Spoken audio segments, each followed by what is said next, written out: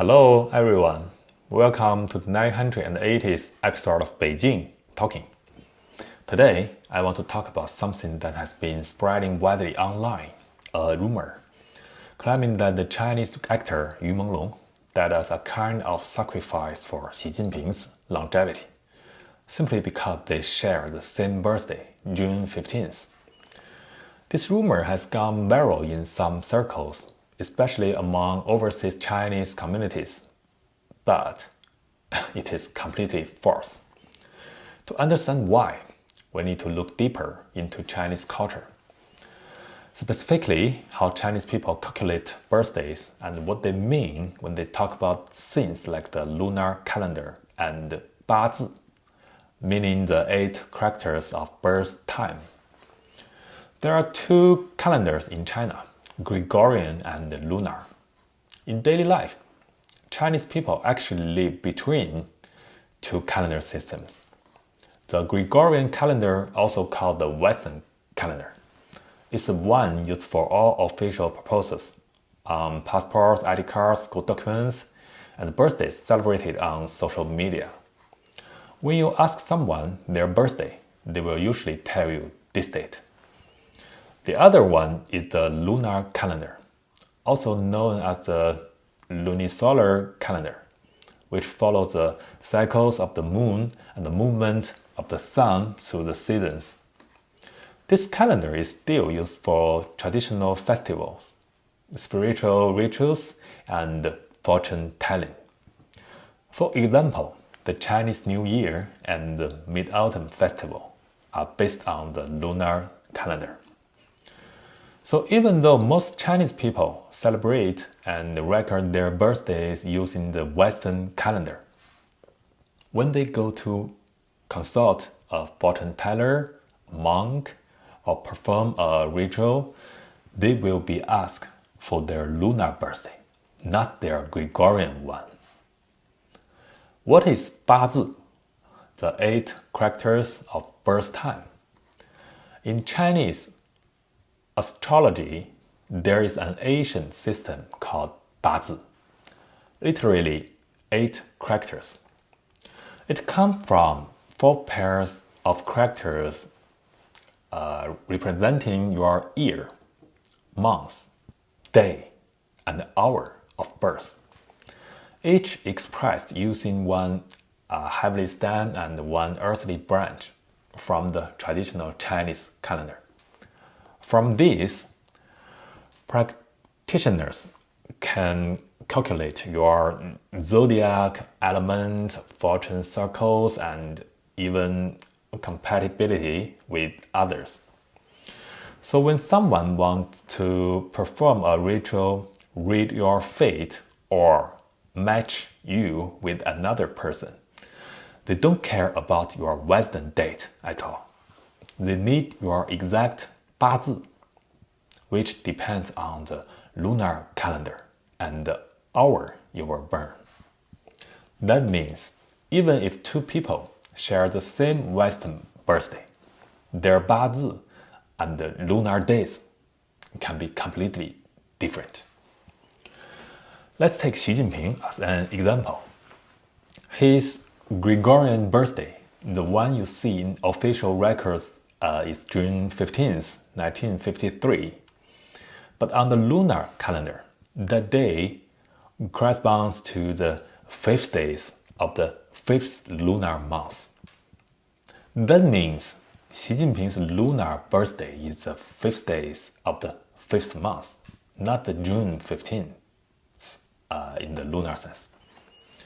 Now, if someone were to calculate his 八字, they would start from that lunar date, the 5th days of the 5th month in the year of the snake, 1953, and then add his hour of birth to complete the 8 characters. But the exact time of his birth is kept secret to prevent anyone from knowing his full 八字 and using it to cast spells or curses on him. Now let's look at Yumenglong. His publicly known Gregorian birthday is also June 15th, but the year is 1988. However, if we convert it into the Chinese lunar calendar, it falls onto the second day of the 5th lunar month. So you see, even though both Xi Jinping and Yumenglong were born on June 15th in the Western calendar, their lunar birthdays are entirely different. Xi Jinping, lunar May 5th. Yumenglong, lunar May 2nd. So Xi Jinping's 八字 and Yumenglong's 八字 are at least 50%, that is 4 characters about the year and the day, completely different. The other 50%, the 2 characters representing the months, are the same, while the 2 for the hour remain unknown. Therefore, in the logic of Chinese astrology or any so-called ritual sacrifice, these 2 people do not share the same fate pattern. So the claim that Yumenglong's death was a sacrifice for Xi Jinping's long life is not only false, it's culturally illiterate. So many people in Chinese don't know their own lunar birthday. There's another interesting fact. Many modern Chinese people don't even know their lunar birthdays or their 八字. They only see their Gregorian date on documents and celebrate accordingly. Only when they go to fortune-telling or spiritual ceremonies will they check or convert their dates online to find out their lunar birthday and 八字. So the rumor about shared birthdays makes no sense even inside Chinese culture, because those who understand how ritual work would never confuse Gregorian and lunar days in the first place. So where did this rumor come from? Many of these conspiracy stories originate from falungong, affiliated media outlets, a network of organizations that often present themselves as anti-CCP. They claim to represent the voice of freedom and justice for Chinese people. But the truth is far more complicated.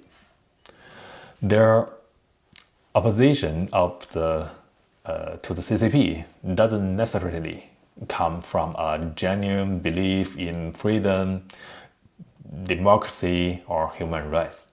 It often comes from their own ideological or financial motives. For many years, Falun Gong linked media dominated the overseas Chinese language information space, controlling narratives, spreading sensational stories, and using emotional manipulation to attract audiences. This created enormous confusion about what's true and what's not. Fortunately, in the last few years, more independent Chinese creators and journalists have emerged online, slowly breaking this monopoly and offering more diverse, balanced voices.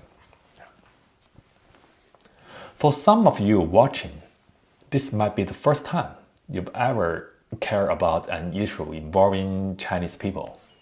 But please remember, the problems of China are not only about Xi Jinping or the CCP, although the problems of them must be addressed first.